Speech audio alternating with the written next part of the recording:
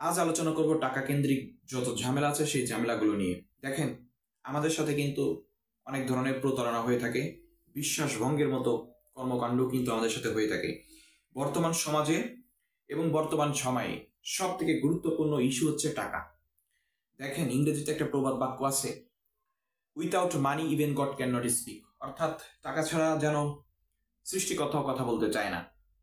এটার উদাহরণ হতে পারে যে আমাদের যখন প্রচুর পরিমাণ টাকার প্রয়োজন হয়, আমরা যখন খুব অসুস্থ হই এবং টাকা ছাড়া এই অপারেশন বা চিকিৎসা করা সম্ভব হয় না, বা বিদেশে গেলেই এই যে সমস্যা বা এই রোগটি কিন্তু সমাধান করা যেত, বা চিকিৎসা ভালো হলে হয়তো বা সুস্থ হয়ে যেত। এইখানেই কিন্তু মূল বিপত্তিটা চিকিৎসার ক্ষেত্রে বা বিদেশে যাওয়ার ক্ষেত্রে বাধা হয়ে দাঁড়ায় কিন্তু টাকা। অর্থাৎ টাকা থাকলে কিন্তু আমরা বিদেশে গিয়ে ভালো চিকিৎসা নিতে পারতাম। তো এখানেই কথা, টাকা না থাকলে, চিকিৎসা না থাকলে সৃষ্টিকর্তা আমাদেরকে যে সেবা দান করবে, সুস্থতা দান করবে, সেটাও কিন্তু একটা বড় ধরনের অন্তরায় হয়ে দাঁড়ায়। আমাদের এই সমাজে আমরা কিন্তু প্রায় মানুষদেরকে টাকা দিয়ে থাকি, এবং আগে একটা সময় ছিল মানুষকে বিশ্বাস করে কোনো সাক্ষ্য প্রমাণ, দালিলিক কোনো ডকুমেন্টস ছাড়াই কিন্তু মানুষকে টাকা দেওয়া হতো, এবং ওই টাকা নেওয়ার পরে সে বিশ্বাস ভরে সঠিক সময় কিন্তু সেই টাকাটা কিন্তু পরিশোধ করে দিত। আমিও দেখেছি আমার দাদা মানুষের সাথে যখন লেনদেন করেছে, তখন মৌখিকভাবে জমির পাল্টি বদল হয়ে গেছে, এবং পরবর্তীতে তাদের প্রজন্ম যখন আসছে তখন কিন্তু তারা কিন্তু অস্বীকার করছে যে এই ধরনের জমি পাল্টি বদল হয় না, এই ধরনের জমি আমার, এরকম ধরনের অনেক ধরনের কিন্তু অস্বীকার কিন্তু তারা অনেকভাবে করেছে।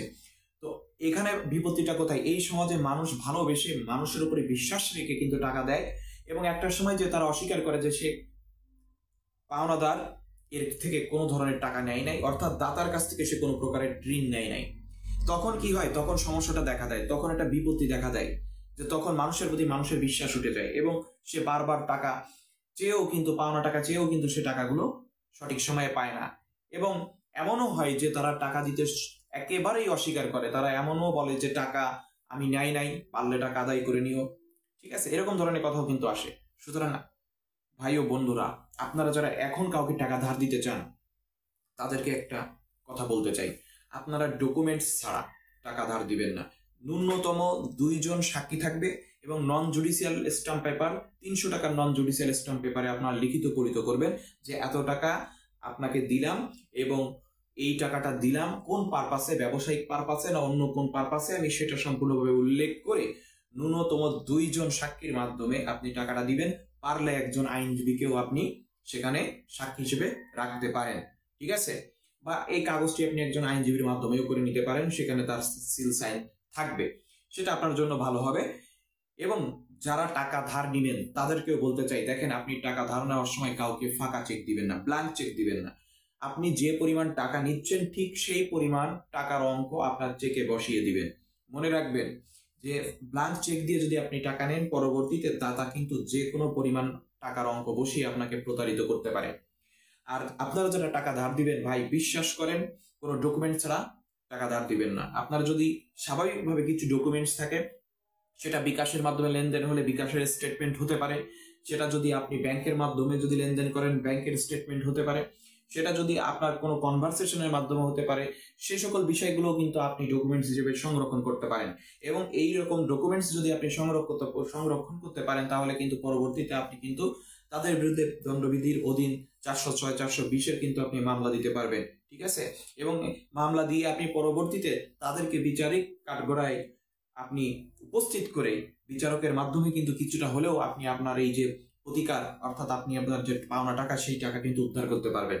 আর যদি আপনার কোনো প্রকারের যদি ডকুমেন্টস না থাকে, তাহলে ভাই আপনি সম্পূর্ণ লস করবেন। আপনার ওই টাকা আদায় করা হয়ে যাবে কষ্টসাধ্য ব্যাপার। সে যদি ভালো মনে করে সৎ বিশ্বাসে যদি আপনাকে টাকাটি ফেরত দেয় তাহলে তো ভালো, আর যদি সে টাকা যদি ফেরত না দেয় তাহলে আপনার করণীয় কিছুই নাই। সুতরাং এখন থেকে টাকা দিতে গেলে মনে রাখবেন, সমাজে এখন আর বিশ্বাস নাই, কেউ কাউকে বিশ্বাস করে না। আর টাকার সম্পর্ক সব থেকে জঘন্য সম্পর্ক। আপনি যার সাথে টাকা লেনদেন করবেন তার সাথে আপনি যদি সঠিক সম্পর্ক ধরে রাখতে না পারেন, সঠিক সময়ে যদি আপনি টাকা পরিশোধ করতে না পারেন, তাহলে আপনার সম্পর্ক নষ্ট হয়ে যাবে।